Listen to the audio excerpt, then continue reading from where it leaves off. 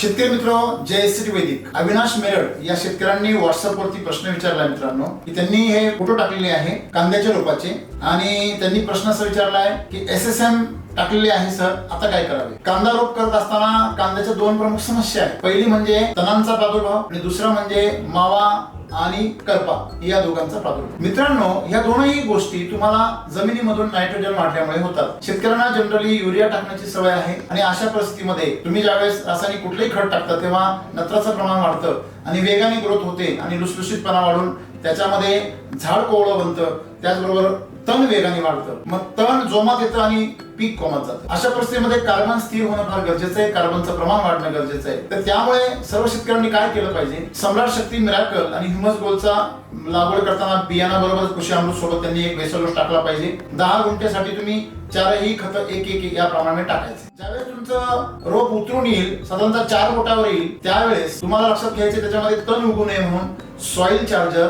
प्रति लिटर साधारणतः 30 ते 40 ml आणि एनर्जी बुस्टर 2 ते 3 ml या प्रमाणामध्ये घेऊन त्याच्यावरती त्याची फवारणी करायची जमिनीवरती. दुसरी गोष्ट, आपण त्याला कृषी अमृत आणि सम्राट शक्ती मिराकल ह्युमस गोल्ड याचा एक बेसल डोस परत रिपीट करायचा आहे. साधारणतः रोप तुमचं साधारणतः या स्तरावर आधी बेसल डोस टाकून घ्यायचा 15-20 दिवसांनी आणि बेसल डोस टाकल्यानंतर दुसरा, मग पुन्हा एकदा सॉइल चार्जरची फवारणी करायची. एक फवारणी बेसल डोसच्या अगोदर, सॉइल चार्जरची एक फवारणी बेसल डोसच्या नंतर. अशा प्रकारे केल्यानंतर तुम्हाला कुठल्याही प्रकारच्या रोगासाठी, किडीसाठी, तणासाठी कुठल्याही फवारणी न करता 1 नंबर तुमचं रोग त्या ठिकाणी येणार आहे. धन्यवाद.